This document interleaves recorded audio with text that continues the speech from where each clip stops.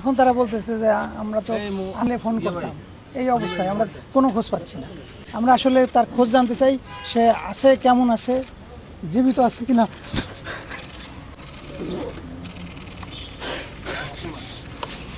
আমার ছেলে বিদেশ থেকে ডিগ্রি আসছে, প্রাগ ইউনিভার্সিটির লেকচারার। সে শুধু সাধারণ মানুষের কথা বলে, সে শুধু ছেলেদের কথা বলে, তারা তাদের অধিকারের কথা বলছে। সে নিজে কোনো ডিস্ট্রাকটিভ কোনো কাজে কখনো যায় না। পুলিশের প্রতি তার আস্থা আছে, এই কথাও সে বলছে। কিন্তু কেন তাকে ধরে নিয়ে আসলো, ধরে আনার পরে আমাদের কোনো ইনফরমেশনই দেওয়া হচ্ছে না। আমরা চাই যে আমার ছেলের সন্ধান পেতে এবং তাকে ফিরে পেতে চাই। ইংল্যান্ড থেকে এমএস করছে, গ্লাসগো ইউনিভার্সিটি থেকে সে পড়ালেখা করছে। এখানে ও লেভেল করছে আগা খান থেকে, নর্থ সাউথ ইউনিভার্সিটি থেকে অনার্স করছে, আর এমএস করছে গ্লাসগো ইউনিভার্সিটি। কালকে রাতে হঠাৎ একটা সময় তারা নক করে এবং দরজা, আমার ছেলেই দরজা খুলে দেয়। উত্তরা 12-13 জন লোক একসাথে এসে তাড়াতাড়ি বলে আপনারা কেউ সব জায়গায় দাঁড়ায় থাকবেন, কেউ কিছু বলবেন না।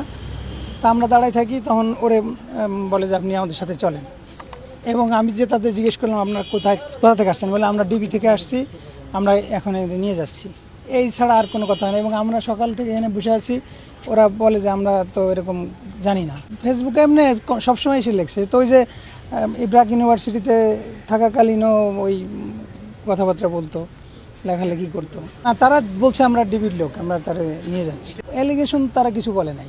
উনি ব্রাক ইউনিভার্সিটিতে জব করতেন, কিন্তু ওই ঘটনার পরে তিনি আর এখন জব করছেন না। এখন আমি অনলাইনেই উনি পড়াই, কোনো কিছু তো জানাই নাই। আমরা আসছি, আমাদের না, আমরা ইনফরমেশন জানি না।